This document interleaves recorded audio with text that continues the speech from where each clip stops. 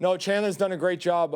I think the benefit of having a group that's come back is he's well seasoned in what we're asking those guys to do. We've also used a lot of heavy in our the last 2 years. He's spelled guys as in a starting role, playing at the guard positions. He's got experience snapping the ball, and then he's played outside as a heavy tight end. So all that stuff gives you a comfort level with the guy.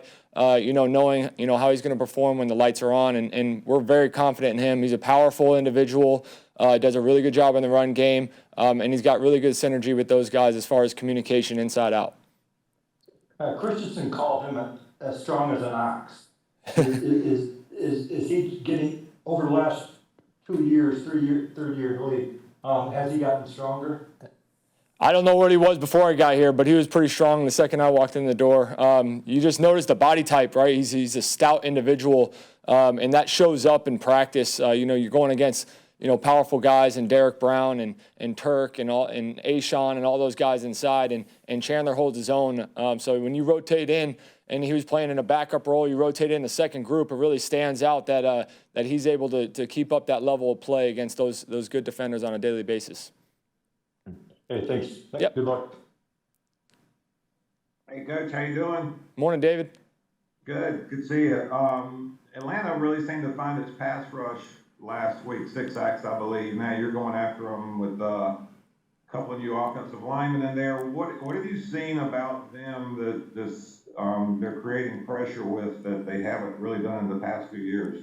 Yeah, I think it starts with their mentality. So you go to the first and second down reps, and it trickles over to third down. These guys are up the field rush now, a little bit different than kind of the 5 down spacing that they've played in the past. So even on their base down reps, they're a little bit more with that old brick program, like that 4 down rush up the field. That's trickling over, and I think you see that intensity go right into the third down where they're attacking in nature. So getting your hands on them quick is going to be really important, both in first and second down, but then also, on third down, making sure that, you're stopping that up the field rush. Those guys do play aggressive.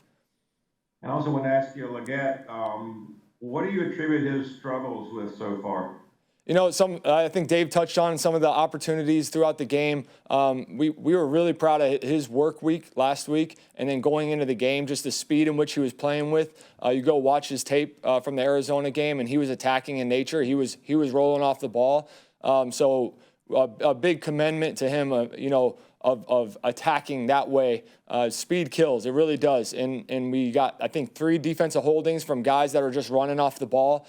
Some DPIs and things like that. But I don't think some of those routes, it just didn't kind of go his way as far as the opportunities, down the field. I know we tried to get the ball into his hands underneath, and some of those looks weren't ideal. But as far as the down the field routes, I think it kind of skewed a different direction as far as what the coverage were presenting.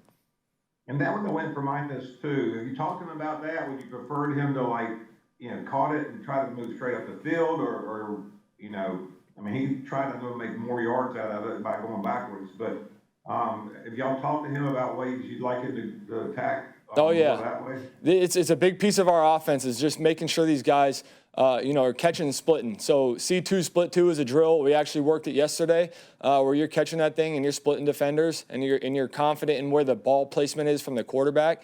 So talking about trust within the offense, that ball placement wherever Bryce is, putting it on his shoulder when you're looking at him, when you're facing the quarterback and you're looking at him, you got to trust that he's putting you in a favorable position to transition right away. And that just comes with, completed full speed reps of trusting that. So we're putting our thumb down on that definitely with him being a powerful individual, but really our whole group as a whole. I think we can all take strides at that catch transition. Let's go get the cheap 3 and change the angles on the defense, and then every now and again you'll break that tackle, all right, and you'll be piercing the defense rather than trying to run around it. I appreciate it. Thanks a lot. Yep, no problem. Let's go to Mike K, followed by Joe Person. Good morning, Brad. How are you? Morning, Mike. I'm good, man. Good. I wanted to ask you, obviously you know your offensive system and you know who your players are, but you don't know what the mix is until you get them in live game action. What's the biggest thing you've learned about your offense and your offensive personnel in these first 2 weeks? Yeah, I think just finding out like our quarterback has grown and the concepts that he's comfortable with, and then starting to, I think we talked about it last week when we were talking about Hunter Renfro and transitioning from training camp mode to season mode. It's when you're placing guys in specific spots, what kind of concepts do you want to highlight the features of the skill players that you have as far as the pass game is concerned. So some of that stuff's coming to life. You look at T-Mac and his body of work, right? I think is the obvious one where we're able to put him in a lot of different areas because he's doing a great job with some of the route detail, and there's a trust level growing there with him and his quarterback. Well, the same thing goes with all the other guys, Hunter on some of the things that we had down in the red zone. Those guys pouring into their communication with the quarterback to expand, okay, where can you put me in the concepts and make us more dynamic?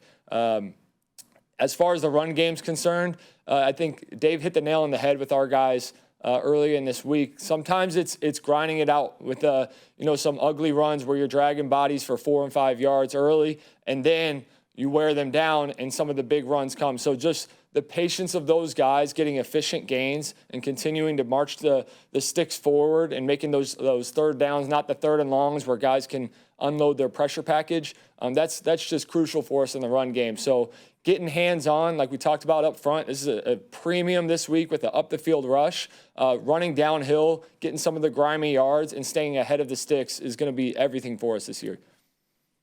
Brad, you brought up kind of the ugly runs. I mean, Chuba's kind of majored in that his entire career, no matter what the blocking is. I'm just curious, what have you seen from him from a vision standpoint and the ability to, get those extra yards so far this season, as opposed to maybe last season where it was the blocking might have been a little bit more opportunistic?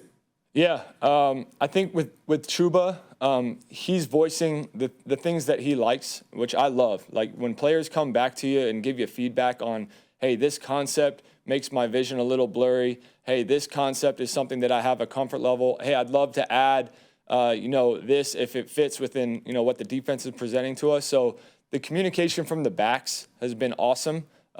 Rico and Chuba like different things. We were in the walkthrough yesterday, and we were talking about, I don't want to tell everybody what they are, but we were talking about some of the schemes that they've done in the past, and it becomes apparent that, hey, these guys are all different. They all feel different schemes a little bit, in their own way. So for Chuba, it's just continuing to lean into those things that he is comfortable with, that are in his wheelhouse, that he showed all last year and this season.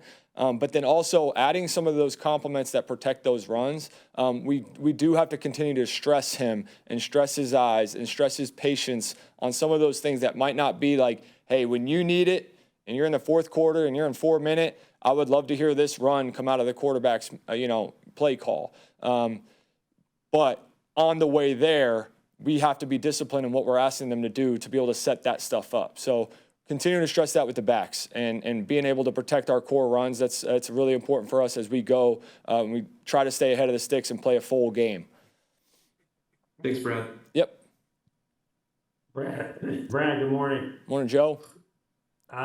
Blitz pickup was an issue last week, especially early. What, if anything, have you guys done this week to improve blitz recognition, adjustment, all of it? Yep. Every week we're just trying to undress every play and say, here's your clues. All right, and here's when you have a quick outlet. So it's identifying two things. Here's your clues within the defense.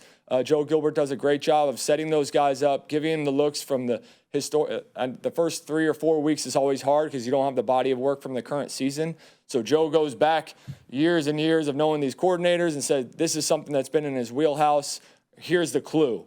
And then providing those guys with where to put their eyes to start in the protection. And then for the quarterback play, Will does a good job of, once we go through the third down plan of attacking the coverages we think they'll have, now let's problem solve and troubleshoot every single concept we have. We go right down the list and say, if they were to give you one of these all-up pressures, cover zero, how are we handling it, low to high? What's our answer to get the ball out? And then what's our answer to protect it up and throw the ball down the field? Also want to ask you about Bryson Tremaine. Is he a guy whose reps we could see increase this week and going forward? Yeah, I think anytime you throw, I think we've set a record for the last 10 minutes of a football game and had 34 plays or something, 39 calls, 34 plays. So if we're running that many plays, I think they're all going to get a shot. But that being said, Bryson's speed off the ball, his aggressiveness, his willingness in the run game, the more dynamic you can make yourself, the easier it is for us to have you at a backup at a spot, tag you to put you in certain personnels, and then lean on you, when somebody goes down or somebody needs a blow, lean on you to be that first guy in because we know we can trust you. And he's earned that. And yes, I do think you'll continue to see a little bit more of him, as well as the other guys. We just want to keep pushing the envelope because we know it's a long season. There's going to be gaps in there where we need to fill the spaces with other names. So making sure David Moore is ready, making sure Jimmy Horn's ready, making sure Justine Reed is ready. All these guys all the way down the line, it's just a wake-up call when somebody goes down or somebody needs a blow, and you don't want to be surprised when we're saying, I need you in at Z, F, or X. So really, Keyshawn Coleman, after practice every day, is sitting with those guys, walking them through their stuff, getting those reps they didn't get in practice. And for Bryson, there's like a world of some of the stuff that we tag him in, his little package, but then also being a backup at a different position. He's got to separate those two things out, study the plan for his package, all right, and then go study, all right, as if somebody goes down, you're now the starter at this other position. All right, now what do you have on this play? So it's a mental stressor during the week, but he's done a great job, as the week goes, building that confidence and really solidifying the plan in his own head.